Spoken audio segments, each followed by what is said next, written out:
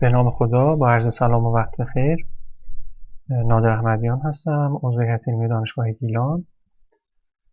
با معرفی نرم افزار مندلی در این کارگاه در خدمت شما هستم. نرم افزار مندلی یک نرم افزار مدیریت منابع در کارهای پژوهشی هست که برای اولین بار در سال 2007 توسط 3 دانشجوی دکترای آلمانی معرفی شد. با توجه به ویژگی‌ها و قابلیت‌های خیلی خوبی که داشت، در اوایل سال 2013 توسط انتشارات معتبر الزویر خریداری شد و همین نکته میتونه تأکیدی باشه بر قابلیت‌ها و ویژگی‌های جالب این نرم افزار. اگر بخوایم تعریفی از نرم افزار مندلی ارائه بدیم، مندلی یک نرم افزار مدیریت منابع پژوهشی هست که میتونه کمک شایانی به پژوهشگران و محققین در انجام کارهای پژوهشیشون بکنه. این نرم افزار در سیستم‌عامل‌های مک، ویندوز و لینوکس موجود هست و همه کاربرها میتونن از این نرم افزار استفاده بکنن. نرم افزار رایگان هست و به اندازه 2 گیگابایت فضای ابری هم در اختیار کاربر قرار میده. ولی اگر تمایل داشته باشید که این مقدار فضای ابریتون افزایش پیدا بکنه، پلن‌های پولی هم داره که با پرداخت مبالغی میتونید از فضای ابری بیشتری هم بهره مند بشید. در انجام کارهای پژوهشی ما معمولا با انواع اقسام اسناد، مقاله‌ها و پتنت‌ها سر و کار پیدا می‌کنیم و از اونجایی که در طول تحقیق به مرور تعداد این منابع پژوهشی رفته افزایش پیدا می‌کنه، مدیریت کردن و فهرست‌بندی این منابع رفته سخت‌تر میشه و امکان این که ما بخوایم اینها رو دونه بدونه و تک به تک پوشه بندی بکنیم، فولدر بندی بکنیم تا بعدها بتونیم سریعتر به اونها مراجعه بکنیم، واقعا وقتگیر و سخت خواهد بود و ممکنه ما رو از اون کار اصلیمون که پژوهش هست مقداری دور بکنه. نرم افزار مندلی نرم افزاری است که در این زمینه کمک شایانی به شما میتونه بکنه و به راحتی با چند کلیک شما میتونید اولا این منابع پژوهشیتون رو از نظر پوشه بندی در سیستمتون به راحتی اونها رو دسته‌بندی بکنید با هر شکلی که مد نظرتون هست، بر اساس ژورنال، بر اساس سال، با هر ترتیبی که مد نظرتون باشه به راحتی میتونید این منابع رو سازماندهی بکنید. در کنار اون با استفاده از خود این نرم افزار، اگر این نرم افزار رو به عنوان منبع اصلی مدیریت منابع پژوهشی خودتون انتخاب بکنید، کمک خواهد کرد که اولا به این منابع پژوهشیتون دسترسی پیدا بکنید، ثانیاً میتونید حتی خوندن اون مقاله ها و اون اسناد پژوهشی رو هم در داخل خود این نرم افزار انجام بدید. امکانات جالبی داره که میتونید برای هایلایت کردن متن، برای یادداشت نویسی، برای حاشیه نویسی بر روی هر کدوم از این مقالات شما استفاده بکنید از این نرم افزار و بعدها که دارید جمع‌بندی میکنید کارهای پژوهشیتون رو، به فرض برای نوشتن مقاله، به راحتی به اون نوشته‌های خودتون میتونید دسترسی پیدا بکنید از داخل این نرم افزار و نوشتن اون کار تحقیقاتتون رو خیلی ساده‌تر و با سرعت بیشتری پیش ببرید. نکته بعدی که این نرم افزار میتونه شما کمک بکنه در کار رفرنس دهی منابع پژوهشیتون هست. به فرض در نوشتن مقاله یکی از وقتگیرترین کارهایی که ممکنه شما باهاش مواجه باشید رفرنس دهی منابع هست در داخل متن و سازماندهی اونها که این نرم افزار با توجه به افزونه‌هایی که داره، هم برای نرم افزار ورد، هم برای لایبر آفیس و همینطور برای نرم افزار لتک، استفاده از این نرم افزار رو ممتاز و ویژه میکنه که پشتیبانی از هر 3 نسخه در نرم افزار مشابه دیگه نیست و یا پشتیبانی کمتری دارن. به این شکلی که به راحتی با نرم افزار مندلی میتونید کارها رو انجام بدید، در سایر نرم افزار مشابه شاید به این شکل نباشه. و آخرین ویژگی و مهمترین ویژگی که شاید نرم افزار مندلی داره و نرم افزار مشابه ندارن، قابلیت کلابوریت این نرم افزار هست که میتونید گروه‌هایی رو تشکیل بدید با محققینی که دارید مثلا باشون کار میکنید، یا بالفرض با دانشجوهایی که دارید باشون کار میکنید و در این گروه میتونید منابع پژوهشی خودتون رو به اشتراک بذارید و با هم روی اون کاری که دارید انجام میدید مشارکت داشته باشید. در ادامه این کارگاه نحوه نصب و راه اندازی نرم افزار مندلی رو با هم مرور خواهیم کرد و هر کدوم از این قابلیت‌هایی که اینجا بهش اشاره شد سعی خواهیم کرد که یک مرور کلی براشون داشته باشیم تا بتونید به نحو مفیدی از این نرم افزار در کارهای پژوهشی خودتون استفاده بکنید. نرم افزار مندلی در دو قالب مختلف در دسترس ما هست. دو تا نرم افزار مختلف برای نصب در کامپیوتر داره و یه دونه هم نسخه وب داره که با ایجاد اکانت در سایت مندلی میتونیم از فضای ابری مندلی استفاده بکنیم با کمک مرورگرهایی که در اختیار داریم. برای نصب هم دو تا نرم افزار مختلف داره. یه دونه نسخه مندلی دسکتاپ داره که کاملتر هست و یک دونه هم نسخه مندلی رفرنس منیجر داره که از نظر ظاهری خیلی شبیه به اون نسخه وبش هست. برای هر کدوم از این سه مورد که گفتم افزونه هم طراحی شده.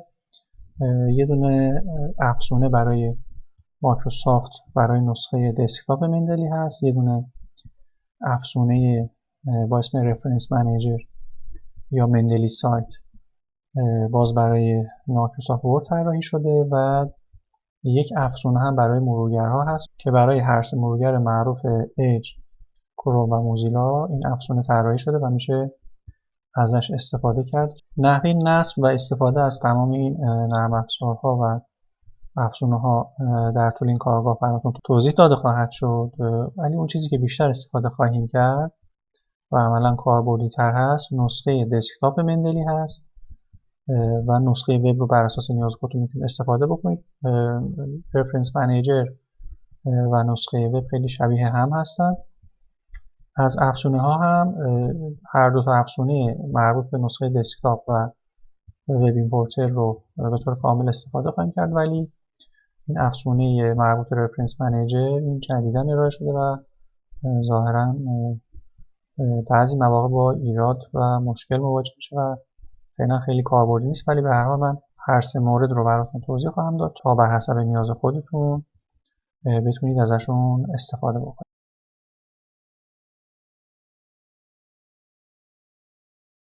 برای نصب نرم افزار مندلی به سایت mendeli.com مراجعه کنید و اونجا در قسمت بالای سمت راست بر روی گزینه دانلود کلیک بکنید. در صفحه بعدی که براتون باز میشه وابسته به نوع سیستم عاملتون که مک هستید، لینوکس یا ویندوز، میتونید نسخه مربوطه رو دانلود کنید و بعد از اون نرم افزار رو نصب کنید. در فاصله که برنامه داره براتون دانلود میشه میتونید بیاید از این قسمت یک اکانت برای خودتون باز بکنید، چون در اولین منوی که بعد از نصب برنامه خواهیم دید مشخصات اکانت شما رو از شما میخواد که باید در برنامه وارد بکنید. خب برنامه رو نصب کردیم. همونطور که گفتم در اولین منوی که ظاهر میشه مشخصات اکانت شما رو میخواد. اینجا میایید از اون ایمیل و پسوردی که استفاده کردید و اکانت درست کردید میایید مشخصاتون رو اینجا وارد میکنید.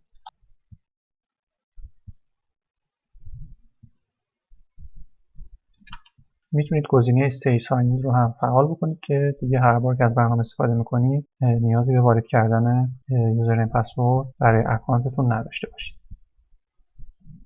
خب اگر اولین باری است که برنامه رو نصب میکنید به طبع مقاله یا چیز اینجا برای شما رفرنسی برای شما اینجا نمایش داده نخواهد شد، ولی خب من چون از این نرم افزار استفاده کردم قبلا بلافاصله بعد از اینکه برنامه رو نصب میکنم شروع میکنه به سین کردن از فضای کلاودی که قبلا اطلاعاتم اونجا ذخیره شده میره و اطلاعات من رو بارگذاری میکنه.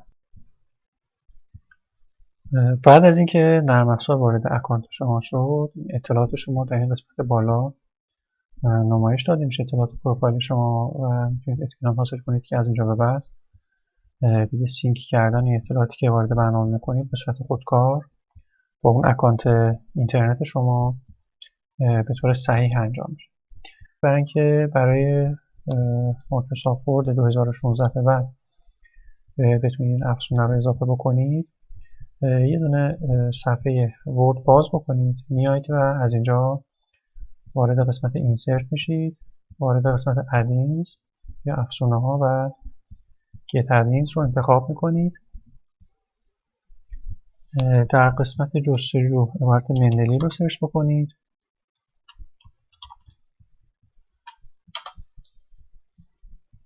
و روی دکمه اد کلیک بکنید. در این قسمت پایین نشون میده که افزونه داره نصب میشه یا نه. اگر اینجا ارور گرفتید، شاید نیاز باشه که از فیلتر شکن استفاده بکنید.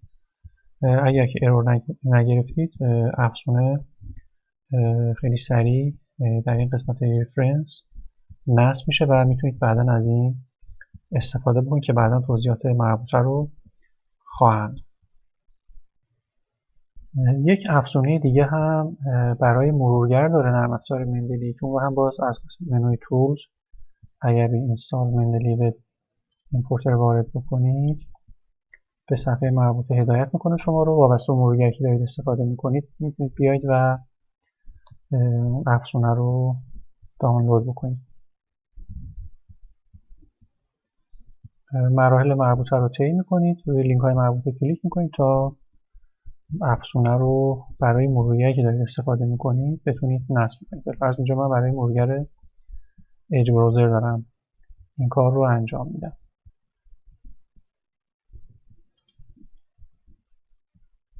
بعد از اینکه مراحل نصب افزونه تموم شد، میتونید آیکون مربوطه رو در این قسمت بالای مرورگرتون مشاهده بکنید که بعدا نحوه استفاده از این رو هم به طور کامل با هم خواهیم دید. نرم افزار قبلی که نصب کردیم در حقیقت رفرنس منیجر برای مندلی بود که کار مدیریت رفرنس ها رو برای شما انجام میده و نسخه جدیدتری هست که مندلی ارائه کرده. قبلا این نسخه رو نداشت، ظاهرا یک نسخه سبکتری هست که فقط برای مدیریت رفرنس ها میتونید انجام بدید. یک نسخه دیگه هم داره مندلی که تحت عنوان مندلی دسکتاپ هست و همه اون کارها رو میتونه انجام بده. در کنار رو میتونه مدیریت فایل های شما رو هم بر عهده بگیره و اونها رو میتونه برای شما ساماندهی بکنه. برای اینکه تو نسخه دسکتاپ رو هم دانلود بکنید، وارد قسمت دانلود بشید. در منویی که باز میشه در این قسمت که نوشته مندلی دسکتاپ is available روی این قسمت کلیک بکنید و در این بخش روی دانلود کلیک بکنید. نهایتا میتونید از اینجا نسخه دسکتاپ مندلی رو هم دانلود بکنید. بعد از اینکه نسخه دسکتاپ مندلی رو هم نصب کردید، در ابتدای ورود از شما ایمیل و پسورد میخواد، همون ایمیلی که قبلا ایجاد کرده بود رو اینجا هم وارد بکنید. هر دو تا نسخه نرم افزار اینها با هم سینک میشن و اطلاعاتتون در هر دو تا نرم افزار به یک شکل در نمایش داده خواهد شد. پس ما یه دونه نسخه دسکتاپ مندلی رو خواهیم داشت، یه دونه نسخه رفرنس منیجر مندلی رو خواهیم داشت که تفاوت‌ها رو در ادامه با هم مشاهده خواهیم کرد. اگر برگردیم به نسخه دسکتاپ مندلی، باز میتونید اینجا بیاید وارد منوی تولز بشید. این هم باز ابزارهای مربوط خودش رو خواهد داشت. روی این بخش اگر کلیک بکنید نسخه ادینز مربوط به ورد رو نصب خواهد کرد که متفاوت با اون ادینز مربوط به رفرنس منیجر هست. روی این قسمت کلیک بکنید به سادگی اون ادینز مربوطه رو روی ورد شما نصب میکنه. اگر ورد رو باز بکنید دیگه نیازی نیست که برید از اون قسمت ادینز سرچ بکنید پیدا بکنید. اینجا این ادینز مربوطه رو خودش نصب میکنه. اگر به ورد مراجعه بکنید افزونه مربوط به مندلی دسکتاپ به این صورت اینجا ظاهر میشه. پس یه دونه افزونه برای مندلی دسکتاپ خواهیم داشت و یه دونه هم افزونه برای مندلی سایت که با هم اینها منطبق هستن، تداخلی با هم ندارن، از هر دو میتونید استفاده بکنید. اگر به منوی تولز نگاه کنید مجدد اینجا باز همون گزینه وب ایمپورتر رو میبینید که نیازی نیست مجدد نصب کنید، همون دفعه اول که نصب کردید برای هر دو تا نسخه این کار میکنه و کافی هست برام. در نسخه قدیمی این گزینه get مندلی سایت رو نداشتیم، ولی در ورژن جدید مندلی دسکتاپ این گزینه رو هم اضافه کردیم که ما همون اول کار به صورت مجزا این رو نصب کردیم.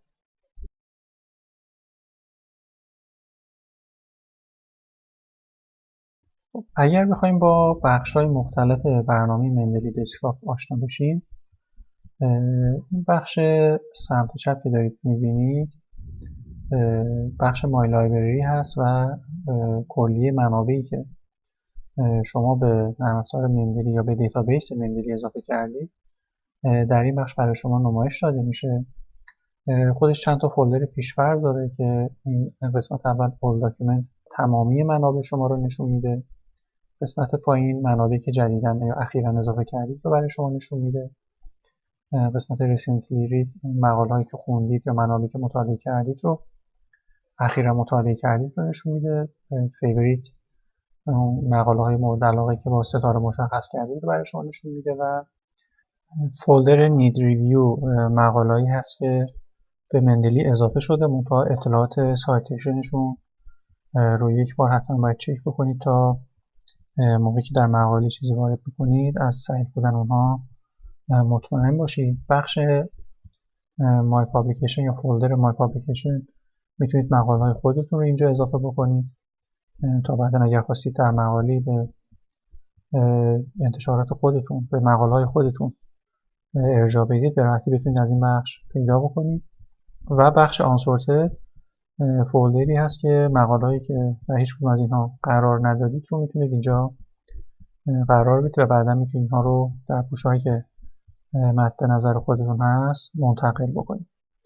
در کنار این پوشه‌های پیش‌فرض خودتون این امکان رو دارید که پوشه‌های جدید با اسامی مختلف اینجا ایجاد بکنید و مقاله ها رو بر حسب کاری که دارید مثلا در حال حاضر روش متمرکز هستید و انجام میدید اینجا اضافه بکنید. برای اینکه بتونیم بخش‌های بعدی برنامه رو با هم بیشتر ببینیم اینجا یه فولدر ایجاد بکنیم، یک تا مقاله با هم اضافه بکنیم، نحوه کار و برنامه رو یاد بگیریم. به فرض مثلا من اسم فولدر رو میذارم تست.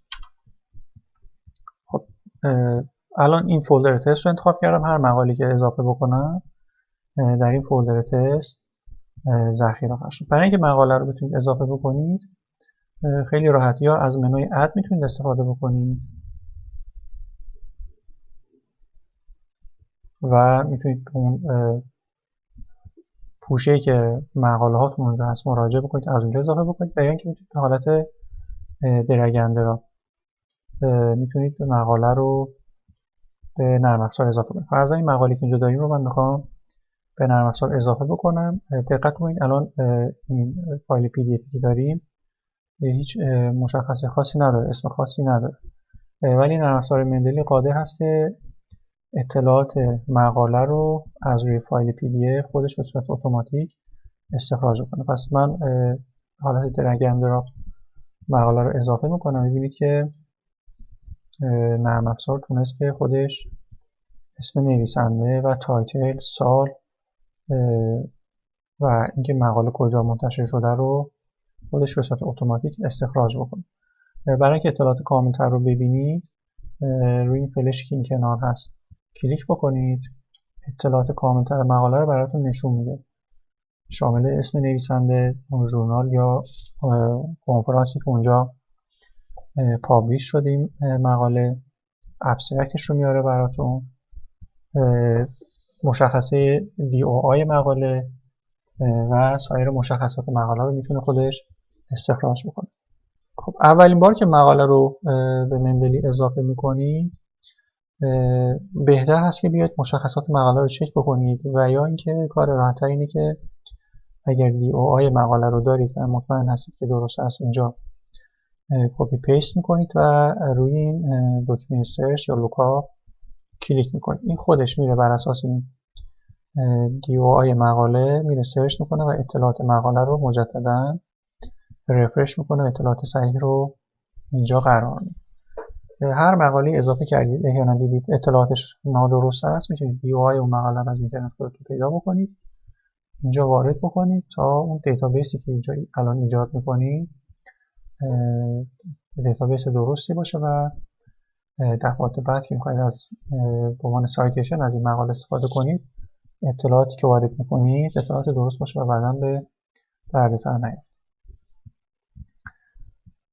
یه بخش دیگه که هست این بخش تگ هست، تگز که میتونید اینجا برای مقاله که مثلا اینجا اضافه کردید اگر در یک زمینه خاصی هست و خودتون میخواید با جستجوی اون در حقیقت کلیدواژه‌های مربوط به خودتون هست که برای مقاله اضافه میکنید، میتونید اینجا اون کلیدواژه‌ها رو وارد بکنید که بعدا اگر خواستید مقاله رو سریعتر یا دسته از مقالات رو با کلیدواژه‌هایی که خودتون تعریف کردید بتونید پیدا بکنید، میتونید به این قسمت تگز اضافه بکنید. ولی قسمت‌های آتو کیوردز و این سیتی و نمیدونم بقیه مربوط به مقاله میشه، بهتره که اونها رو چیزی بهش اضافه نشه. در هر صورت اگر مقاله‌ای داشتید و حتی با این حالت DOI هم نتونستید سرچ بکنید یا پیداش بکنید، میتونید اطلاعاتش رو اگر مطمئن هستید و درست میدونید اطلاعات صحیح مقاله رو خودتون یک به صورت دستی در این بخش هم وارد بکنید و حتی نوع اون رفرنسی هم که اضافه کردید از اینجا میتونید خودتون انتخاب بکنید. خب، یک امکان دیگه‌ای که برنامه داره اینه که شما میتونید فایل های PDF رو در خود نرم افزار مندلی مطالعه بکنید. حالا یا 2 بار روش کلیک بکنید یا اگر راست کلیک بکنید و گزینه اوپن فایل رو بزنید میتونید داخل خود مندلی مقاله یا این منبعی که دارید رو مطالعه بکنید. اگر بخواید بزرگتر دیده بشه دوباره روی این فلش کلیک میکنید تا مقاله رو به صورت تمام صفحه بتونید مطالعه بکنید. امکانات خیلی جالبی داره، میتونید نوت اضافه بکنید، میتونید هایلایت بکنید بخشی از متن رو، بخشی از متن رو در حقیقت با رنگ مشخص کنید که بعداً که بخواید مرور بکنید سریعتر بتونید بخش‌های مهم رو پیدا بکنید. شبیه اکثر PDF خوان‌هایی که دارید تقریبا اکثر اون امکانات رو اینجا دارید و میتونید ازشون استفاده بکنید.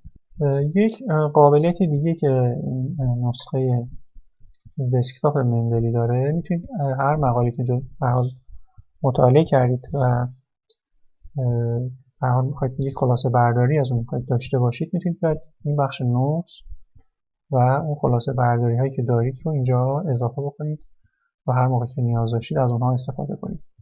این بخش نوت هایی که اینجا می نویسید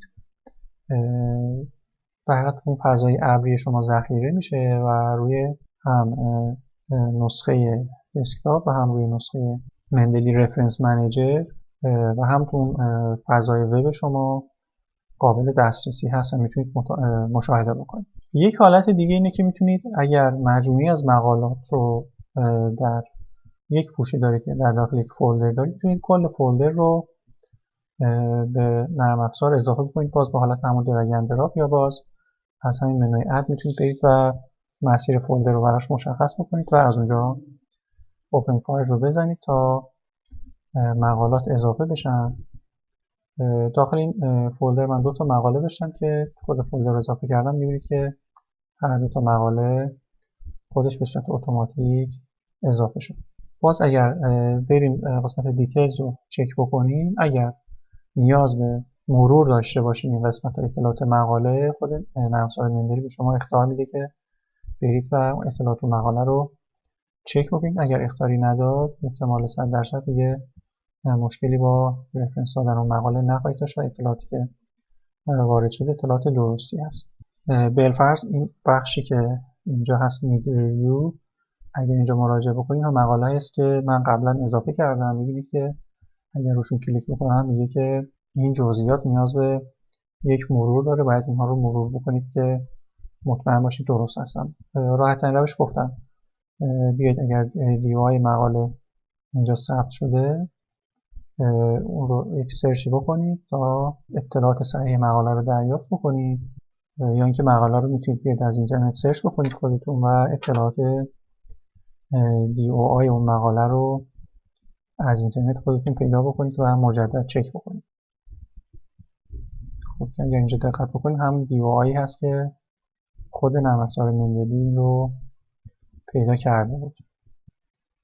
پس میتونیم مطمئن باشیم که اطلاعاتمون درسته. اگر دیدید که اطلاعات درسته، موردی نداره، میتونید روی این آیکون Details are correct کلیک بکنید تا اطلاعات مقاله ثبت شه. و همین ترتیب میتونید برای همه مقاله‌ای که از نظر مندلی مشکل رو دارن یا نیاز به ریویو دارن این کار رو انجام بدید تا رفرنس ها و مشکلی در این زمینه نداشته باشن. خب یک مقدار توضیح در رابطه آیکون هایی که اینجا دارید میبینید براتون ارائه بدم. این ستونی که اینجا دارید میبینید برای بعضی از مقاله ها کنارش علامت PDF رو داره، بعضیاش نداره. اون فایل هایی که یا اون رفرنس هایی که علامت PDF کنارش میبینید یعنی اونها فایل PDFش روی سیستمتون هست و میتونید اونها رو بخونید. اینها رفرنس هایی هستن که من بدون فایل PDF به مندلی اضافه کردم که در ادامه توضیح خواهم داد. برای رفرنس هایی که آیکونشون به این شکل هست یعنی منابعی هستن که شما بدون فایل PDF به مندلی اضافه کردید. به حال اگر بعدا فایل PDF اینها رو گیر آوردید و خواستید به مندلی اضافه بکنید ممکنه دو بار یک رفرنس به مندلی اضافه شه که اون رو هم میتونید با استفاده از این گزینه Check for Duplicates میتونید بیاید و اون رفرنس هایی که دو بار به مندلی اضافه شده به دیتابیس اونها رو با هم ادغام بکنید، مرج بکنید. این دایره هایی که کنار هر کدوم از منابع هست نشون میده که این مقاله رو مطالعه کردید یا نکردید. اگر به رنگ سبز باشن یعنی مطالعه نشده، اگر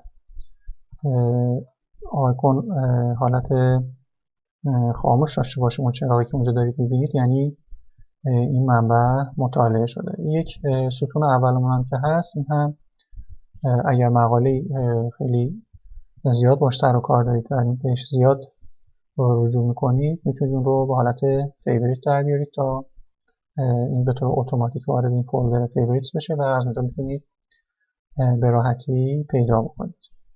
روی آیکون هایی که اینجا هم هست اگر کلیک بکنید میتونید چیدمان منابعتون رو اینجا هم تغییر بدید. اینجا میتونید بر اساس حروف الفبا بکنید با تغییر دادن این از الف تا Z یا از Z تا A تغییر بدید. میتونید بر اساس تایتل و حروف الفبا اینها رو چیدمانش رو تغییر بدید. میتونید بر اساس سال تغییر بدید.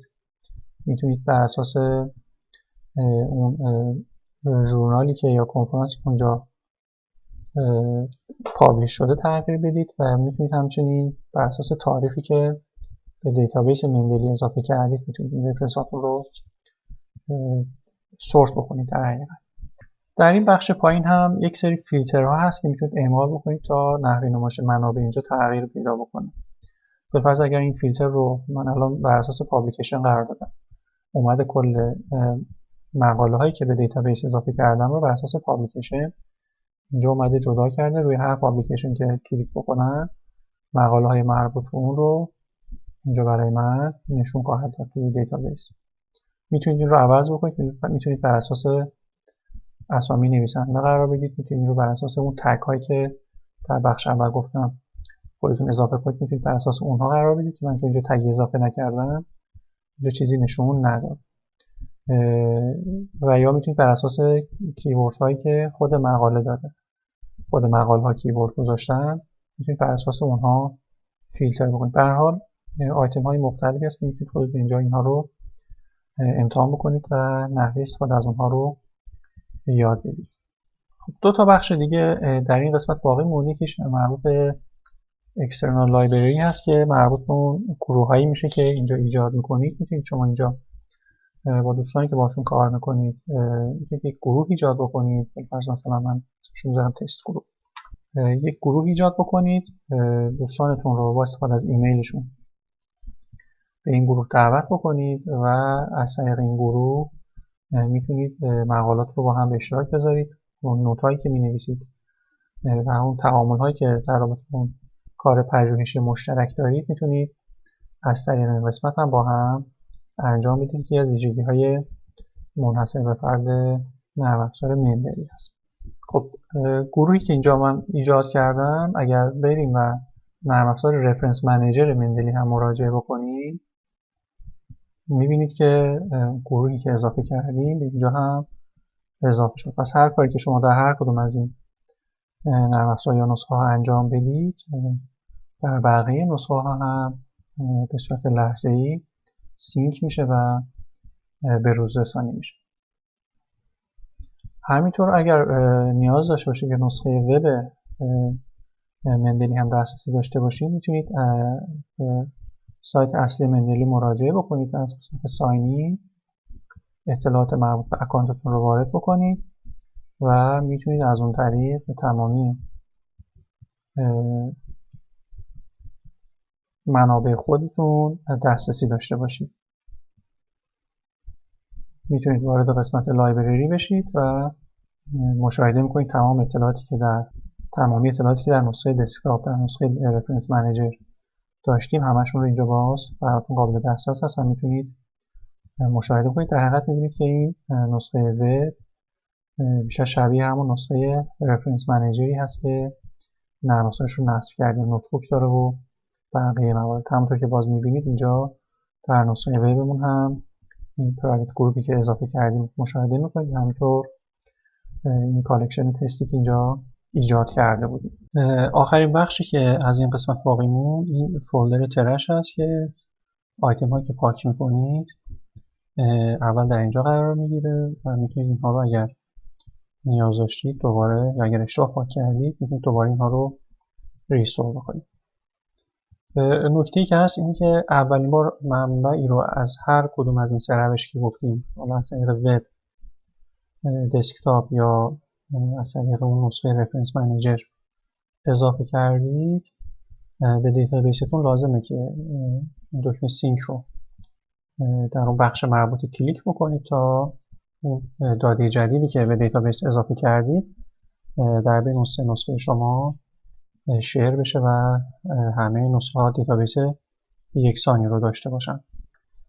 اگر برگردیم به نسخه رفرنس منیجر مندلی، به فرض بیایم همون پوش تستی که ایجاد کرده بودیم رو بررسی بکنیم، چون رفرنس هایی که من ایجاد کردم یا به دیتابیس اضافه کردم از طریق نسخه دسکتاپ بود، فایل های PDF اینجا در دسترس نیست، ولی اطلاعات دیتابیس اینجا حاضر هست و میشه از اونها برای رفرنس دهی در مقالی که می‌نویسید استفاده کنید. اگر میخواید که مقالات رو اینجا مثلا مطالعه بکنید، به فرض روی مقاله اگر کلیک بکنید می‌بینید که لینک get PDF اینجا هست که اگر روی اون کلیک بکنید، چون هر دو تا به سیستمتون نصب هست، میره و فایل PDF رو از اونجا براتون میاره به حالت آفلاین که بتونید اینجا همون رو مطالعه بکنید.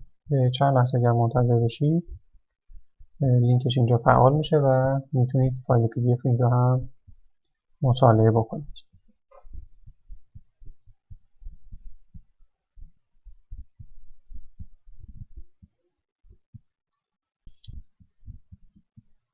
ببینید که لینکش اینجا ظاهر میشه. اگر روش کلیک بکنید مشابه همون نسخه دسکتاپ میتونید مقاله رو اینجا مطالعه بکنید و اگر نیاز دارید یادداشتی بنویسید یا بخش رو هایلایت بکنید از این منوهای بالا میتونید استفاده بکنید. اگر روی قسمت اینفو کلیک بکنید باز شبیه نسخه دسکتاپ اینجا همون منوی یادداشت ها رو دارید، میتونید یادداشت های مربوط به مقاله یا منبعی که دارید رو اینجا اضافه بکنید، حالت چکیده مانند یا به هر حال هر موردی که مد نظرتون هست اینجا میتونید اضافه بکنید. یک قابلیت دیگه که نسخه رفرنس منیجر داره حالت نوتبوک داره که یک حالت دفترچه یادداشت کلی هست و میتونید اینجا با عناوین مختلف پیج درست بکنید و یادداشت‌های کلی رو میتونید اینجا برای خودتون داشته باشید.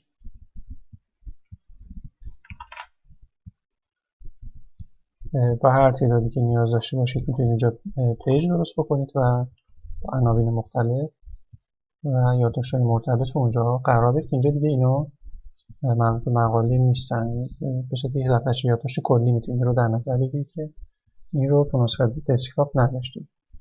تو نسخه دسکتاپ فقط قسمت نوت‌ها رو داشتیم که برای هر مقاله منحصر به فرد برای مقاله ثبت میشد.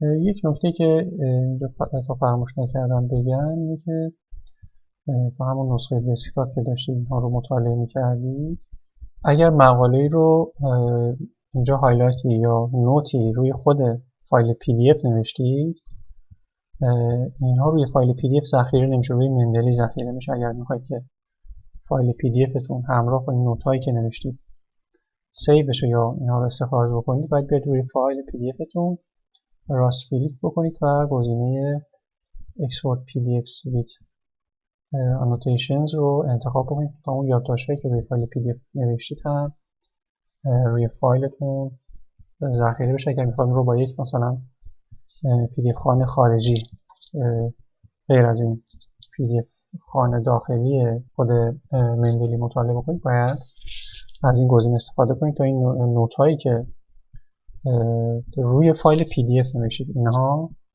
در حقیقت منتقل بشه روی فایل PDF و بتونید با یک برنامه اکسترنال هم بتونید اون PDF رو همراه با نوت هایی که نوشتید مطالعه بکنید. همونطور که در ابتدای جلسه هم خدمتتون عرض کردم، یکی از قابلیت‌های خیلی مهم نرم افزار مندلی دسکتاپ این امکان سازماندهی فایل‌های شما هست که میتونه فایل‌های شما رو با اون ترتیبی که خودتون میخواید با فشار دادن چند تا کلیک به راحتی این کار رو برای شما انجام بده. خب در ادامه ببینیم که به چه صورت این کار رو باید انجام بدید.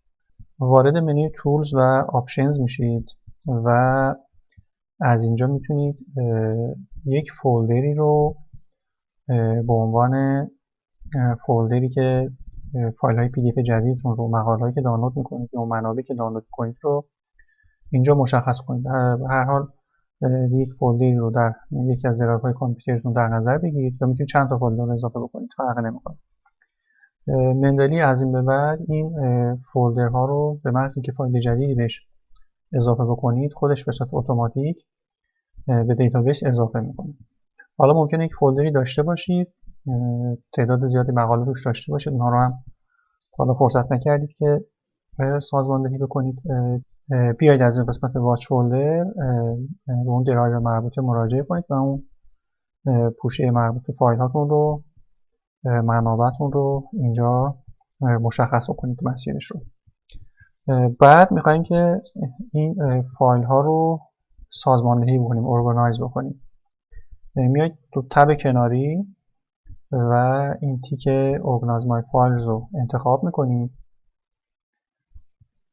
در این قسمت که نوشته Copy Files to میتونید از قسمت بروز یک مسیر رو برای اون فایل هایی که قرار سازماندهی بشه مرتب بشه مشخص میکنید. به فرض من این رو الان روی دسکتاپ میذارم که نتیجه کار رو یک بار دیگه با هم ببینیم.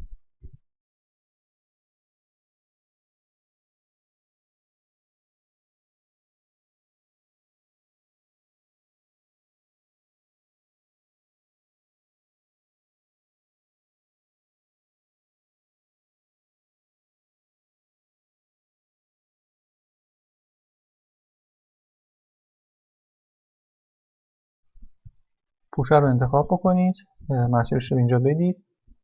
خب میخوایم که در چند حالت میتونید فایل ها رو سازماندهی کنید. یکی این که خودش به صورت اتوماتیک بیاد اسم فایل های PDF رو برای شما عوض کنه. به هر حال وقتی فایل های PDF رو دانلود میکنید اینها گاهن با نام های تصادفی و با اسامی عجیب و غریب ذخیره میشن. برای اینکه اونها رو با اسامی صحیح ذخیره بکنید میتونید این گزینه پایین رو انتخاب بکنید که میاد فایل ها رو بر اساس ژورنال، اسم نویسنده، سال و تایتل مقاله میتونید این رو انتخاب بکنید که اسم فایل ها رو به این صورت در نظر بگیرید. حالا چون تایتل ممکنه طولانی باشه، تایتل رو من حذف میکنم از اینجا. از این آیکون هایی که این بالا هست میتونید هر کدومی که میخواید انتخاب بکنید. بالفرض میتونیم بر اساس نویسنده و سال مثلا میتونیم اینها رو در نظر بگیریم که از این قسمت که اینجا کنار هست میتونید اون علامتی که بین این دوتا پارامتری که انتخاب کردید رو انتخاب کنید که چه علامتی اینجا قرار بدید، که همون هایفن رو فعلا دیفالتش بذاریم باشه. پس این قسمت پایین برای تغییر اسامی خودکار فایل های PDF هست. این قسمت هم برای اینکه فایل ها رو به صورت پوشه های حالت هرمی ذخیره بکنه. فرض باز اینجا میتونید در نظر بگیرید که مقاله ها به چه صورتی مرتب بشن. اگر میخواید مثلا بر اساس ژورنال مرتب بشن، اول ژورنال رو بذارید که پوشه اول ژورنال خواهد بود، بعد مثلا میتونید سال رو بذارید، بعد مثلا میتونید نویسنده رو بذارید. یکی از ترتیب‌هایی که میتونید انجام بدید این هست. یا میتونید مثلا بر اساس سال مرتب بکنید که میتونید اینها رو جابجا بکنید، سال باشه بعد ژورنال باشه بعد مثلا نویسنده باشه، و هر ترتیبی که حالا خودتون تمایل داشته باشید میتونید اینها رو مرتب بکنید. که حالا فعلا من همین رو میذارم که نتیجه رو ببینید که به چه شکلی میشه. خب روی اپلای کلیک بکنید و بعد روی اوکی میبینید که شروع میکنه به دسته‌بندی و دستوراتی که بهش دادیم رو روی فایل هامون اعمال بکنه. بسیار عالی. کار را برای ما انجام داد. برگردیم به این پوشه که ایجاد کردیم، ببینید که فایل ها به چه صورتی ذخیره شدن. میبینید که اونجا اولین چیزی که انتخاب کردم سال بود. الان تمام اون مقاله که داخل دیتابیسمون بود رو اومد و بر اساس اول بر اساس سال، حالا داخل یکی از این پوشه ها بریم، به فرض مثلا میبینید که بعدش اسامی ژورنال ها هست و داخل اینها بریم میبینید که پس اسامی نویسنده ها رو میتونید اینجا ببینید که برای انواع نویسنده هایی که داخل دیتابیسمون داشته اومده و این کار رو برای ما به راحتی انجام میده. حالا اگر می‌خواستید خودتون کار رو به صورت دستی انجام بدید، مدت زمان خیلی طولانی باید درگیر این کار میشدید که خیلی راحت و تمیز این کار رو در سریع‌ترین زمان ممکن برای ما انجام.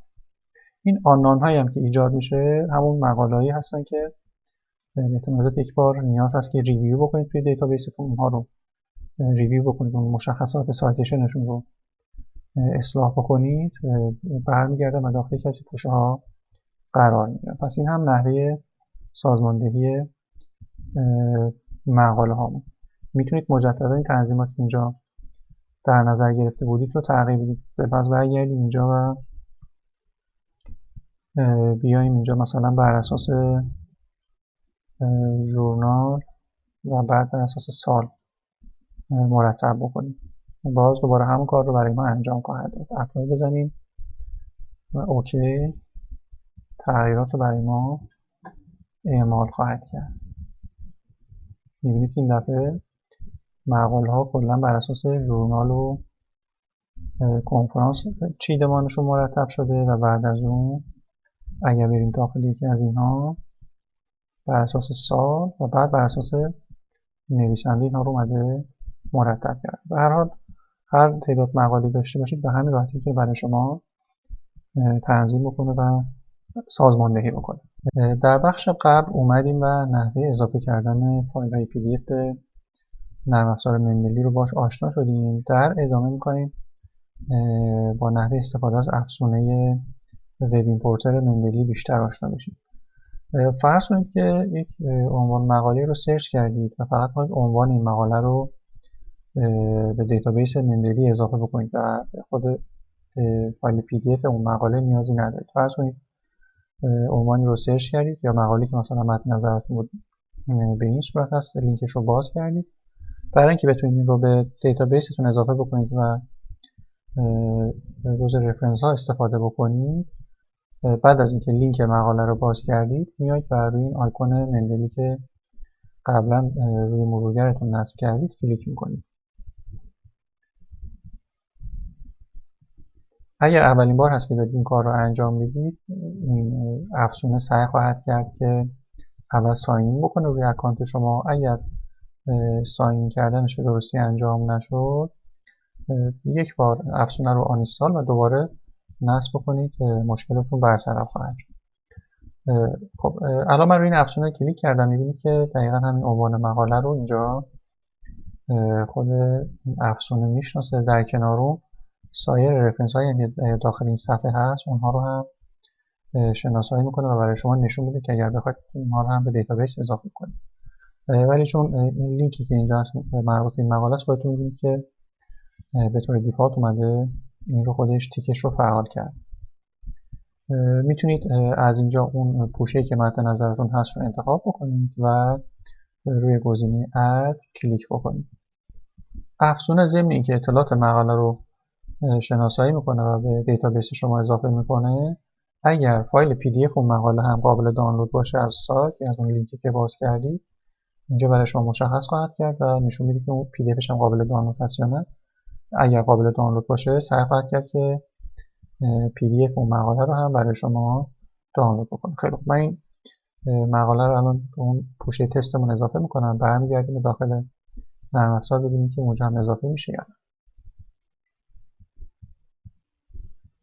خب برگردیم به نرم افزار مندلی.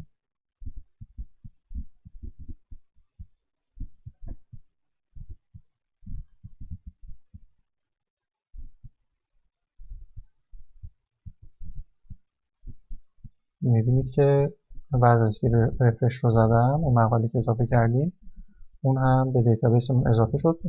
توجه میکنید که دیگه اون علامت PDF رو برای این رفرنسمون نیاورد، همونطور که PDFش رو ما نداریم، فقط به صورت آنلاین خود رفرنس رو اضافه کردیم. اگر به نسخه آنلاین مندلی هم مراجعه بکنید، می‌بینید که مقاله که اضافه کردیم به دیتابیسمون اضافه شد. اگر به نسخه رفرنس منیجر که نصب کرده بودیم اون هم مراجعه بکنید، خواهید دید که به اون بخش هم این مقاله‌ای که اضافه کردیم به دیتابیسمون اضافه شد. پس هر کاری که در هر کدوم از نسخه انجام بدید، در تمام نسخه هایی که نصب کردید تغییرات اعمال خواهد شد. یه کار دیگه که میتونید انجام بدید، از این سایت های جستجوگر مقالات علمی مثل IEEE الزویر که مثلا کلیدواژه رو سرچ میکنید و تعدادی مقاله رو در ریزالت براتون میاره، میتونید هر چند تا از اینها رو هم بدون که لینک های مربوطه رو باز بکنید با کمک نفسونه اینها رو انتخاب کنید و به دیتابیستون اضافه بکنید. پس الان من اینجا دیگه لینک این مقاله ها رو باز نمی کنم، فقط روی افزونه کلیک میکنم. ببینید که همه مقاله هایی که اینجا لیست شدن رو اینجا برای ما میاره و در کنارشون مقاله هایی که PDFش قابل دانلود باشه، میبینید که لینکی که نشون میده PDFش قابل دانلود هست یا خوندن هست، اینها رو برای ما نشون میده. بالفرض من الان اینجا این رفرنس رو انتخاب میکنم، دوباره گوشه تست رو انتخاب میکنم که بتونیم بررسی بکنیم. دکمه اد رو میزنم و منتظر میشیم که این رفرنس اضافه بشه. میبینید که اضافه شد، PDFش هم تیک خورد که این رو فقط آپلود خواهد کرد اون فضای ابری شما و میتونید از اونجا هم استفاده بکنید و یا روی دسکتاپتون هم دانلود خواهد شد. خب مقاله‌ای که انتخاب کرده بودیم State of the Art بود. ببینید که این مقاله هم اینجا اضافه. برای هر کدوم از سایت‌های معتبر جستجوگر مقالات علمی که مد نظرتون هست مثل ساینس دایرکت، الزویر، شپرینگر و امثالهم، میتونید این روش رو استفاده کنید و خیلی سریع اون رفرنسی که مد نظرتون هست رو به دیتابیستون اضافه بکنید. یک مورد دیگه اضافه کردن وبسایت ها هست. فرض کنید وبسایتی رو مد نظرتون هست، میخواید اون رو جزء دیتابیس هاتون قرار بدید. برای اونها هم باز روند کار همین هست.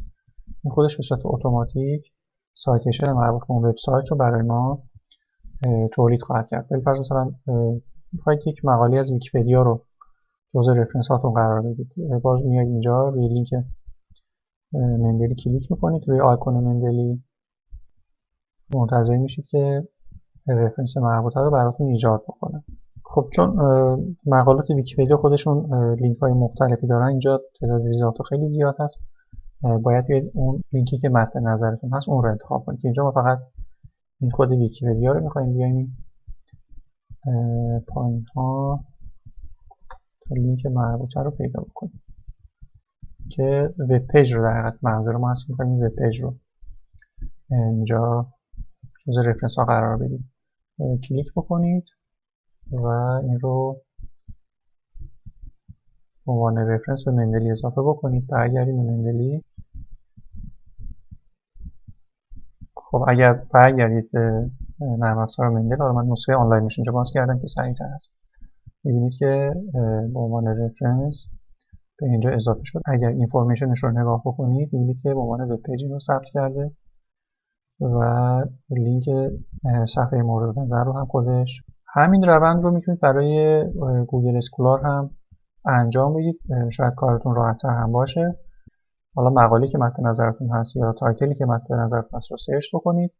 از بین سرچ هایی که اینجا میاره براتون و مایل هستید از این ریزالت به دیتابیستون اضافه بکنید، باز همون روند رو میتونید طی بکنید و روی آیکون مندلی کلیک بکنید، مقاله‌ای که مد نظرتون هست رو انتخاب بکنید و روی دکمه اد کلیک بکنید تا جزء رفرنس هاتون به دیتابیس اضافه بشه و بعدا بتونید ازش استفاده کنید.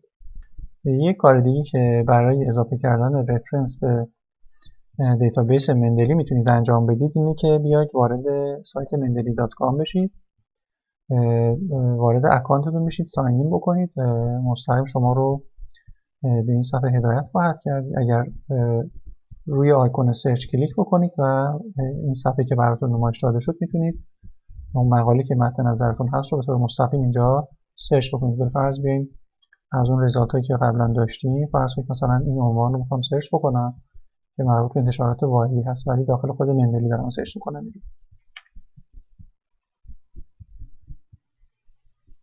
از ریزالت هایی که میاره از این قسمت اد تو لایبرری به صورت مستقیم میتونید اون مقاله که براتون میاره رو به سادگی به دیتابیستون اضافه بکنید. مثلا نیازی هم نیست که داخل گوگل یا خود سایت مثلا وایلی برید سرچ بکنید.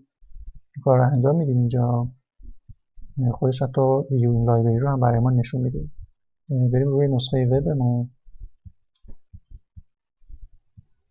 میبینید که با رفرنسی که اضافه کردیم خیلی سریع به اینجا اضافه شده. پس یکی از ساده ترین کارهایی که میتونید برای اضافه کردن رفرنس به دیتابیستون انجام بدید همین جستجو در خود سایت مندلی هست، چون به اکثر دیتابیس ها وصل هست و میتونه مقاله های مربوط به شما رو پیدا کنه.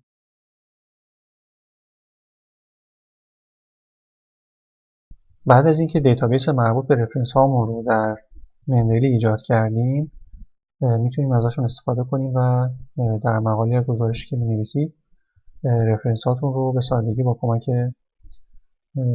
افزونه مندلی که در ورد نصب کردیم به داخل مقالتون یا اون گزارشتون وارد بکنید. برای این کار میریم وارد تب رفرنس میشیم در ورد و ساده ترین کار استفاده از این افزونه مربوط به نسخه دسکتاپ مندلی هست که میتونیم ازش استفاده بکنیم. توضیحاتی که اینجا برای افزونه مربوط به نسخه دسکتاپ مندلی داده میشه میتونید ازشون استفاده کنید و در افزونه مربوط به نسخه رفرنس منیجر هم ازشون استفاده بکنید. منتها اخیرا این افزونه مربوط به رفرنس منیجر یک مشکلی در کانکت شدن به دیتابیس داره که این رو بعدا خودتون میتونید تست بکنید. اگر مشکل برطرف شد میتونید از این افزونه هم استفاده بکنید، ولی همین افزونه مربوط به نسخه دسکتاپ ترجیح داده میشه و کارها رو خیلی خوب و به درستی برای شما انجام خواهد داد. برای اینکه بتونید رفرنس ها رو وارد مقالتون بکنید اول نسخه دسکتاپ مندلی رو باز بکنید، بعد بیاید در این تب رفرنس در ورد و با این بخش کار خواهیم کرد.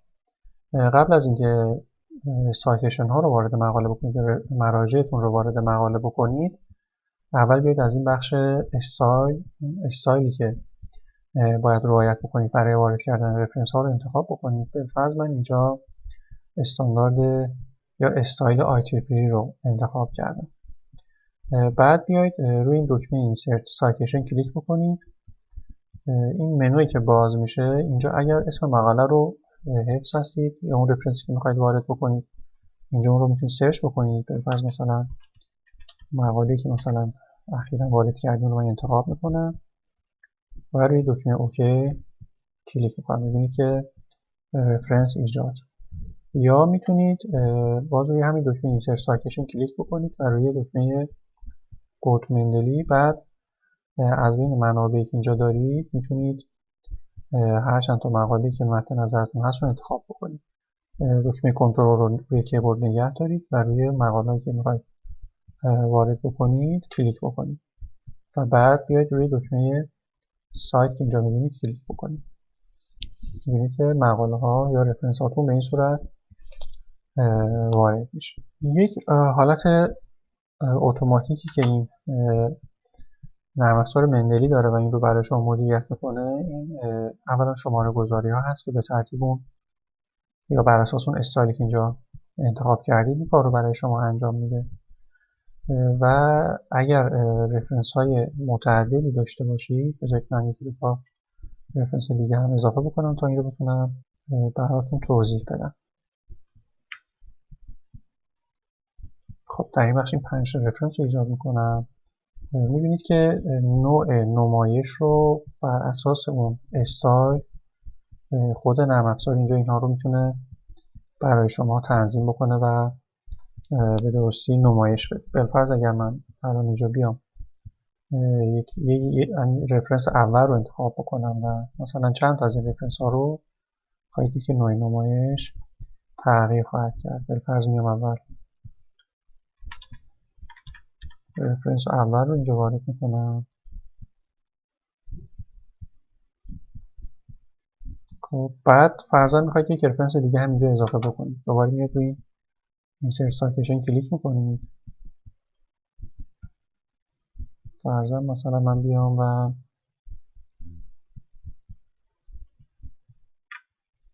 این دو تا رو انتخاب میکنم.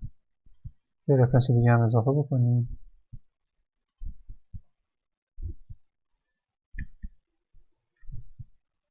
مثلا این مقاله. خب الان میبینید این رفرنس هایی که اینجا ما ایجاد کردیم به هم ریخته هستن. ممکنه گاهی پیش بیاد در اون گزارشی که کار میکنید رفرنس ها رو حالا همون سری اول وارد نکنید. بعداً موقع ریوایز کردن احساس کنید نیاز دارید که مثلا چند تا رفرنس دیگه هم اینجا اضافه کنید. برای اینکه نحوه نمایش رو اینجا درست بکنید میاد همین ها رو انتخاب میکنید. اول منوی بالا رو نگاه بکنید. اینجا فقط الان ما اینجا Insert Citation رو داریم میبینید.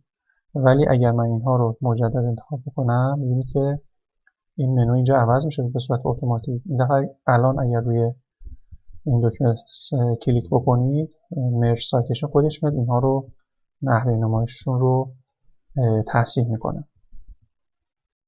میبینید که این دفعه نحوه نمایش بر اساس رفرنس هایی که اضافه کرده تغییر پیدا کرد و یک مزیت خیلی عالی برای این نرم افزار مندلی هست. یه کار دیگه که میتونید انجام بدید، فرضاً یک رفرنسی رو وارد کردید، همین رفرنس فرضاً میخواید فقط اطلاعات خاصی از این رفرنس مثلا صفحه خاصی از این رفرنس رو بهش ارجاع بدید. ببینید من الان دوباره اگر روی این رفرنس کلیک بکنم این منوی بالا عوض میشه. در حالت عادی Insert Citation هست. این بار اگر روی این تک رفرنس کلیک بکنید به صورت Edit Citation در میاد. روش اگر کلیک بکنید مجدد و بیاد روی این مقاله که اینجاست روی این کلیک بکنید میبینید که منوی جدیدی باز میشه. فرضاً میخواید به صفحه خاصی از این رفرنس ارجاع بدید یا به خط خاصی از این رفرنس. به هر حال از این آپشن هایی که اینجا دارید یا مثلا به سکشن خاصی از این رفرنس میخواید ارجاع بدید میتونید رو انتخاب کنید. فرضاً من اینجا پیج رو انتخاب میکنم. مثلا میگم پیج مثلا 7 از این رفرنس. میتونید این رو انتخاب کنید و اوکی بزنید و میبینید که نوع رفرنس اینجا عوض میشه. به هر حال امکاناتی هست که مندلی در اختیار شما قرار میده و بر حسب نیازتون میتونید از اینها استفاده بکنید. این رو برمیگردونم به حالت قبلیش. خب به همین ترتیب میایید و رفرنس ها رو در مقالتون یا در گزارشتون ایجاد میکنید. حالا میخوایم در بخش بعد رفرنس ها رو نمایش بدیم، لیست مراجع رو در حقیقت میخوایم ایجاد بکنیم برای اینکه بتونیم هم دوتا رو همزمان داشته باشیم اینجا. خب من این رو نمایشمون رو تغییر میدم که هر دو صفحه بتونیم همزمان ببینیم. عنوان مراجع رو اول می نویسم، بعد در زیرش اینتر میزنید. در زیر عنوان مراجع بیایید و روی دکمه اینسرت بیبلیوگرافی کلیک بکنید. میبینید که تمام اون رفرنس هایی که من اینجا وارد کرده بودم در این بخش برای ما لیست میکنه و دقیقا مطابق اون استایلی که اینجا انتخاب کردیم. حالا اگر من بیام اینجا یک رفرنس دیگه هم به فرض ایجاد بکنم، فرض کنید الان رفرنس های من اینجا به ترتیب هست 1 2 3 و به همین ترتیب رفته شده. فرضاً اگر بیام اینجا یک رفرنس ایجاد بکنم، یا بذارید اول رفرنس اینجا داشته باشیم، بعد تغییر میدم ببینید که چطور این اتوماتیکی میتونه اینها رو آپدیت بکنه. خب فرضاً اینسرت سایتیشن، بیایم یکی از مقالات اینجا داریم مثلا انتخاب بکنیم. میبینید که هم رفرنس رو اینجا ایجاد کرد و هم به صورت اتوماتیک میاد و در این بخش رفرنس جدید من رو به لیست مراجع اضافه میکنه که کار شما رو خیلی خیلی راحت. فرضاً بیایم اینجا یک رفرنس جدید اضافه بکنیم، خواهید دید که هم شماره گذاری ها اینجا تغییر پیدا خواهد کرد و همین رفرنس جدیدی که ایجاد میکنم بین این دو تا رفرنس این دفعه اضافه میشه. خب بیایم یک رفرنس جدید اضافه بکنیم، فرضاً مثلا این مقاله.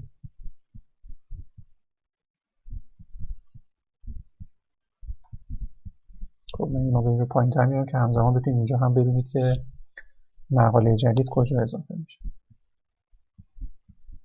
مقاله جدید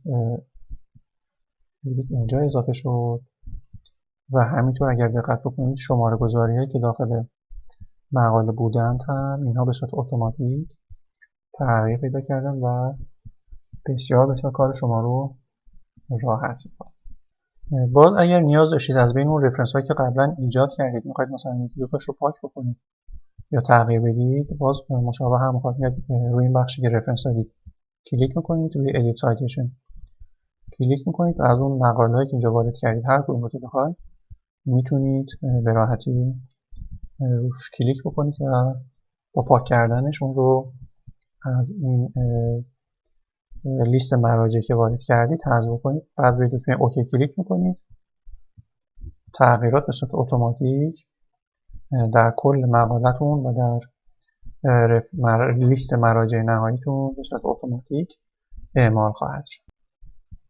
یک مزیت خیلی خوب دیگه هم که داره اینه که فرض کنید این استایلی که اینجا انتخاب کردید اول استایل درست رو انتخاب نکردید یا اصلا فرضاً مقاله رو نوشتید ژورنال با یک استایل از شما رفرنس دهی میخواد، یک ژورنال دیگه نوع استایلش متفاوته.